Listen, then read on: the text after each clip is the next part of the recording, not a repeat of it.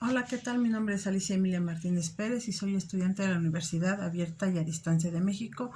Es la carrera TCU Desarrollo de Software con el número de matrícula ES1911-001902. Actualmente curso la asignatura de Diseño y Arquitectura de Software impartido por el ingeniero Juan Martín Doniván Bautista Regna. Esta unidad hablaremos del lenguaje descriptivo de arquitectura perteneciente a la unidad Arquitectura del Software. Como introducción, cuando los requerimientos del software a desarrollar han salido de la etapa del análisis y han sido entregados al arquitecto, este decide que es tiempo de pensar en cómo hará que esos requerimientos queden cubiertos con una sólida arquitectura de software. Entonces, deberá modelar esas características de los requerimientos en la mencionada arquitectura, es decir, describirla con una convención gráfica o un lenguaje formal de alto nivel propio para representar la arquitectura resultante. Mediante esta actividad lograremos identificar las características principales de los lenguajes descriptores de arquitectura, sus funciones y sus usos mediante los siguientes requerimientos. 1. Analizar el concepto del lenguaje descriptor y para ello estableceremos una definición del lenguaje descriptor de arquitectura. Indicaremos su importancia así como sus ventajas de uso. Describiremos al menos 5 lenguajes descriptores incluyendo nombre, fecha, investigador o institución que lo desarrolló y su descripción general. Punto 2. Comparar y presentar las características de los lenguajes descriptores investigados, sus semejanzas, diferencias y sus casos de aplicación. Definición del lenguaje descriptor de la arquitectura. ADL. Lenguaje descriptivo de modelado arquitectónico de software que se focaliza en la estructura de alto nivel de la aplicación antes que en los detalles de implementación de sus módulos concretos. Su abreviatura es ADL. Los ADL se remontan a los lenguajes de interconexión de módulos MIL de la década de 1970, pero se han comenzado a desarrollar con su denominación actual a partir de la década de 1990. Poco después de fundada la propia arquitectura de software como una especialidad profesional. Estos lenguajes surgen por la necesidad de satisfacer los requerimientos descriptivos de alto nivel de abstracción que las herramientas basadas en objeto general y OML en particular no cumplen satisfactoriamente. Los ADL cuentan con 4 criterios que los definen como una entidad: componentes, conectores, configuraciones y restricciones. Para poder considerar un lenguaje que pertenezca a la familia de los ADL, debe soportar por lo menos los siguientes elementos: componentes, conexiones, composición jerárquica, paradigmas de computación, paradigmas de comunicación, modelos formales subyacentes, soporte de herramientas para modelado, análisis, validación y verificación, composición automática de código aplicativo, abstracción de componentes, relatividad, capacidad para modelar componentes y tipos y verificación de tipo. Su importancia. Los lenguajes de descripción de arquitecturas ocupan una parte importante del trabajo arquitectónico desde la fundación de la AS, ya que contando con un ADL, un arquitecto puede razonar sobre las propiedades del sistema con precisión, pero a un nivel de abstracción convenientemente genérico. Algunas de esas propiedades pueden ser, por ejemplo, protocolos de interacción, anchos de banda y latencia, localización de almacenamiento, conformidad con estándares arquitectónicos y prevención de evolución ulterior del sistema. Suministran constructores para especificar abstracciones arquitectónicas y mecanismos para descomponer un sistema en componentes y conectores, especificando de qué manera estos elementos se combinan para formar configuraciones y definiendo familias de arquitecturas o estilos, precisamente lo que necesita una arquitectura para tener éxito y con ella el proyecto de software en sí, ya que un proyecto será bueno en la medida de lo que sea su arquitectura. Conociendo la importancia de los ADL, se podría pensar que existe un gran número de ellos y que son utilizados para modelado de toda arquitectura de software. Sin embargo, contrario a lo que se piensa, no existen tantas herramientas de modelado de arquitectura. Existen en el mundo alrededor de unos 20 ADL de primera magnitud y quizás una cifra mayor, propuestos en potencias, pero que no han resistido el paso del tiempo o que no han encontrado su camino en el mercado. Sus ventajas.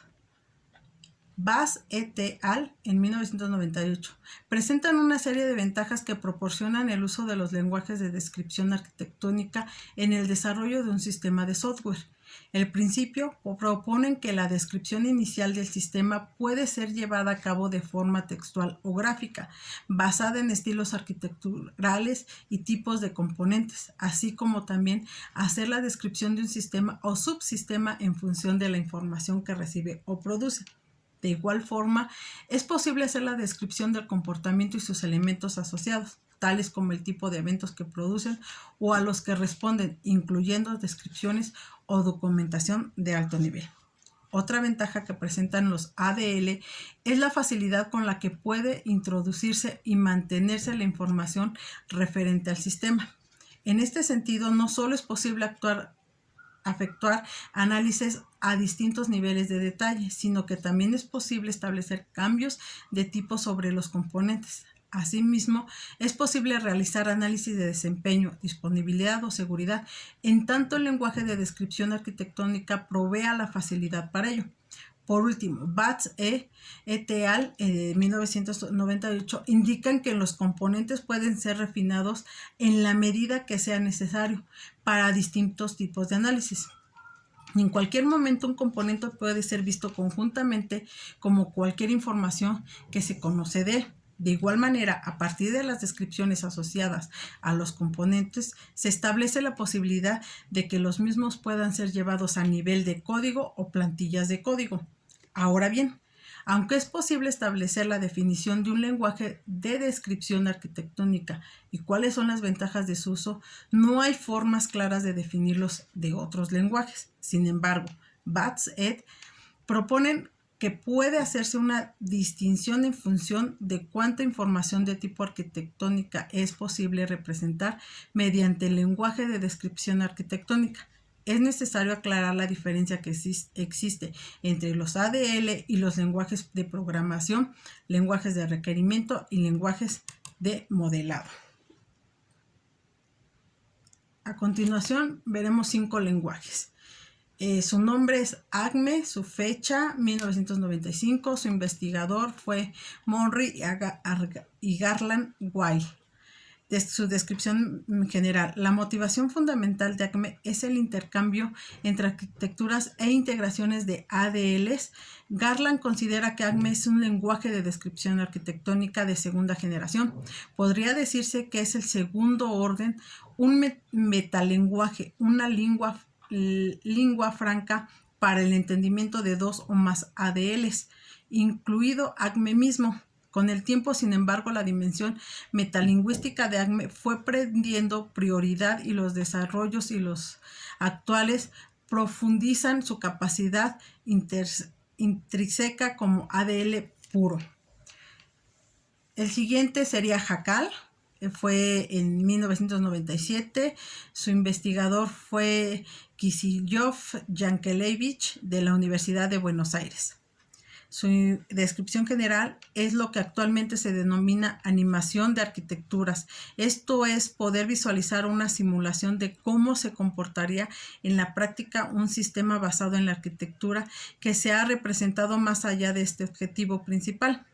El diseño de Jackal contempla otras características deseables en un ADL, como por ejemplo, contar con una representación gráfica que permita a simple vista transmitir la arquitectura del sistema, sin necesidad de recurrir a información adicional. Para este fin, se cuenta con un conjunto predeterminado, inextensible, de conectores, cada uno con una representación distinta.